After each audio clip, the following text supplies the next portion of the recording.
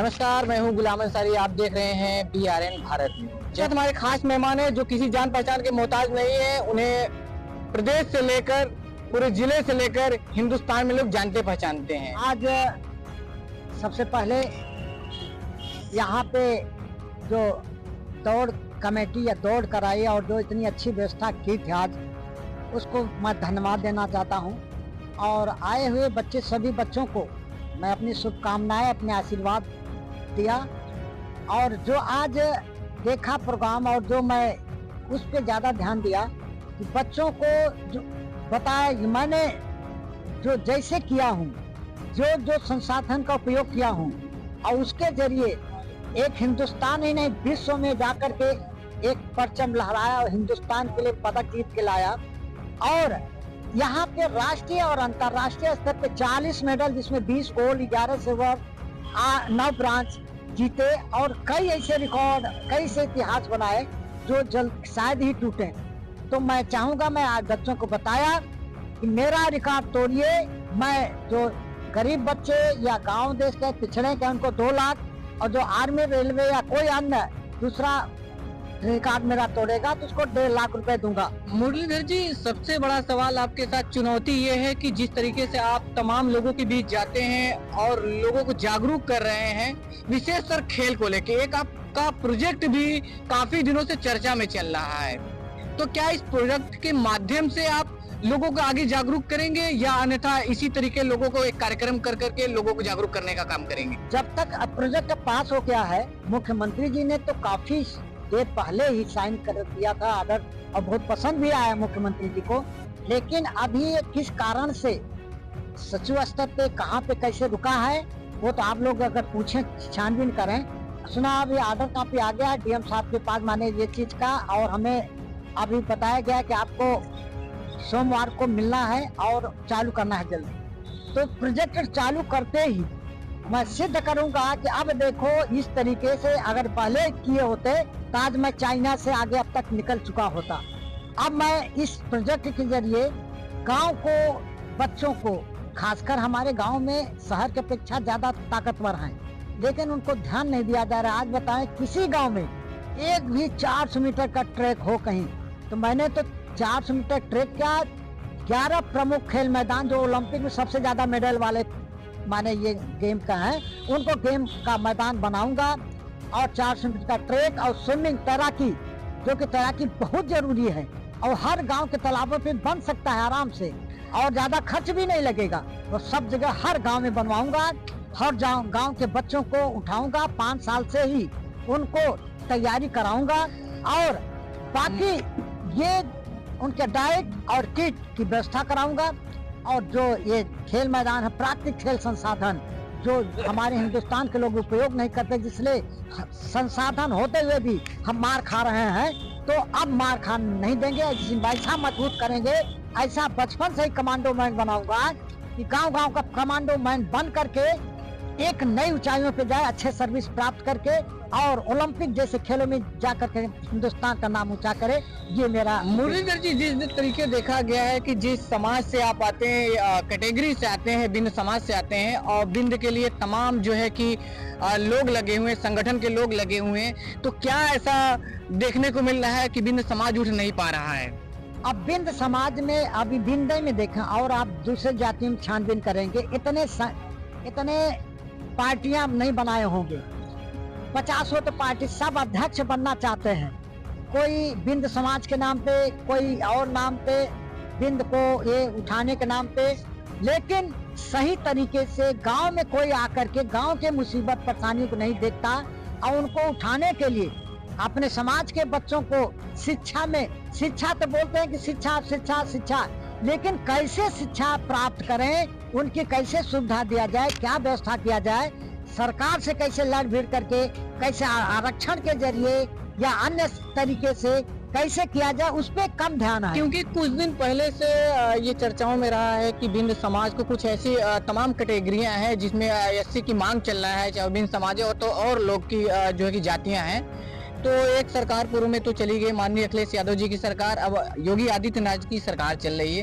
क्या उम्मीदें हैं कि सेंट्रल से, क्योंकि डबल इंजन की सरकार है और तमाम लोग ऐसे होते हैं कि जब डबल इंजन की सरकार होती है तो उनके पूरी तरीके से कमांड हाथ में होती है। अगर यदि इस समय नहीं मिल पाया तो क्या उम्मीदें आगे मिल पाएगी? मैं चाहूंगा सारे बिंद समाज के लोगों को अपने आप को जब तक दूरदृष्टा नहीं लाएंगे, दूर तक नहीं सोचेंगे और इच्छा शक्ति नहीं जगाएंगे और संघर्ष की ओर नहीं आएंगे, तब तक हम आपस में इसे लड़ते रहेंगे और सारे अध्यक्ष बन करके मजा लेते रहेंगे। समाज ऐसे पिछड़ता रहेगा। हम समाज को इकट्ठा चाहते हैं कि इकट्ठा हो। जब हम सभी जातियों से ज्यादा हैं तो हमारा बताओ कहीं भी आईएएस में, प्रशासनिक सेवाओं में कितने हैं, हमारा कोई परसेंटेज है कहीं?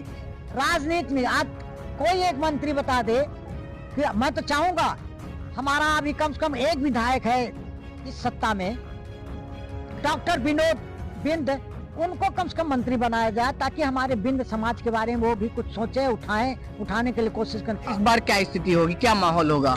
अब इस बारे में अभी हम छानबीन उतना हम नहीं करेंगे किसको कहाँ पे कौन बाहरी या अंदर का। अब अभी जैसे आप बोल रहे हैं कि क्या यहाँ नहीं है, क्या हम जैसे नहीं है, लेकिन हम अब वैसे मेरे को बुलाया गया था विधानसभा में भारतीय जनता पार्टी की तरफ से बनारस में, लेकिन मैं उस समय इच्छा नहीं जगाया था कि हम अभी राजनीति नहीं आऊंगा। लेकिन अब अगर मौका देते हैं तो मैं तैयार होकर सिद्ध करूंगा कि इसको विकास कैसे नहीं, हमारे कितना जिले का कितना रुका काम है। मुरलीधर जी बिंद को अगर सांसदीय टिकट मिल जाए और यदि भदोही के लोगों ने विजय दे दिया और आपको विजय प्राप्त हो, तो किस तरीके से आपको भदोही के लोगों को क्या विकास करें, क्या आपने रणनीति तैयार की है? सबसे पहले तो इन युवाओं को जितनी इनकी बीमारियां हैं, युवा हो चाहे बुजुर्ग हो, अपने खेलकूद के जरिए और अपने जो हमारा जो माइंड है, जो हमारा प्रैक्टिकल अनुभव किया हूँ, उसके जरिए समाज को उठाने का स्वस्थ और शक्तिशाली बनाऊंगा। और दूसरा जो हमारा मिलता है, हमारा कोटा मिलता है सांसद का, मान लो 500 करोड़ है जो भी है, उसको पूरी की पूरी, मेरा रिकॉर्ड है कि 500 को 500 करोड़ पहले डिग्री कॉलेज से लेकर, ब्रिज से लेकर के, चीनी मिल से लेकर के आरोप व्यवस्था करना, अंदर के जो कीचड़ पानी है बाहर निकालने की व्यवस्था करना, लोगों को शिक्षित कैसे किया जाए, कैसे उसको ट्यूशन की व्यवस्था, कैसे उनको आगे, खासकर हमारा पिछड़े जाति के लोग अभी इतने अशिक्षित है, इंटर बीए कोई शिक्षा नहीं है। जब तक हाई लेवल का शिक्षा नहीं प्राप्त करेंगे तब तक प्रशासनिक सेवाओं में या राजनीति में या न्यायालय कहीं भी अच्छे उच्च स्तर पर नहीं जा पा रहे हैं। उनको सिद्ध करूंगा कि देखो अब आ रहे हैं, क्यों आ रहे हैं, कैसे आ रहे हैं। हाई लेवल की शिक्षा प्राप्त गरीब आदमी, मजदूर आदमी कैसे अपने बच्चों को पढ़ाए पहले 10+2 तक? उसको ऐसी व्यवस्था, लड़ाई लड़के चाहे 2 ही दिन सांसद रहूं, लेकिन लड़ाई लड़ करके भाई ये गरीब इनको तभी पढ़ पाएंगे जिनके किताब कापी से लेकर हर चीज की इनकी व्यवस्था हो। हमारा जो गरीब के है जांच कराएंगे हम कि ये इतने गरीब हैं, इतने बताए कितने सर्विस में है, क्यों नहीं है सर्विस में। इसलिए कि शिक्षा में हमारी कमी है, शिक्षित हम इतने इस स्तर का नहीं है कि हम ज्यादा से ज्यादा प्रशासनिक या राजनीति में या अन्य सेवाओं में हम हमारे समाज के लोग जा सकें, पिछड़े लोग जा सकें। और जातियां तो गई है, लेकिन उनको जो सामाजिक व्यवस्थाएं जो कमियां हैं उनको भी हमें व्यवस्था ठीक करना है। हमें डिग्री कॉलेज से लेकर के जितने भी हमारा जो ज्यादा से ज्यादा यहाँ लोग वर्क कर सके, कालीन से संबंधित है, चीनी मिल से संबंधित है, आवागमन से, ब्रिज है या जो भी चीजें हैं, चाहे कोनिया का हो चाहे गोपीगंज से लेकर के आगे अपना घाट, ये रामपुर घाट वगैरह, ये सारी व्यवस्थाएं ठीक करना है। 500 करोड़ कम नहीं होता है, इतने में जगा देंगे पूरे भदोही को। मुरलीधर जी, आपका लास्ट सवाल हमारा ये है कि भदोही में लगभग दशकों से काशी नरेश महाविद्यालय को विश्वविद्यालय बनाने की मांग चल रही है और डबल इंजन की सरकार है उत्तर प्रदेश से लेकर दिल्ली तक। क्या काशी नरेश को विश्वविद्यालय बन सकता है या नहीं? क्यों नहीं बन सकता है? क्या ऐसी कमियां हैं कि जो उत्तर प्रदेश सरकार हो या केंद्र की सरकार काशी नरेश को विश्वविद्यालय नहीं बना पा रही है? क्या शिक्षा को कहीं तोड़ने के लिए तो नहीं बना रही है कि यहाँ के लोग जागरूक ना हो पाए, पढ़ ना पाए, कि यहाँ के लोग, या उनके बजट में फाइनेंशियल दिक्कत है कि जो बजट नहीं है उनके पास? डिग्री कॉलेज का यहाँ यूनिवर्सिटी क्यों नहीं बन सकता है? माने सब कुछ हो सकता है। क्या ऐसा जिले का सबसे ज्यादा यहाँ का कालीन से या अन्य से हमारा ज्यादा से ज्यादा जाता है, पैसे जो है गवर्नमेंट को मिलता है, यहाँ का जितना टैक्स वगैरह है सबसे ज्यादा होते हुए भी लेकिन हम पीछे हैं।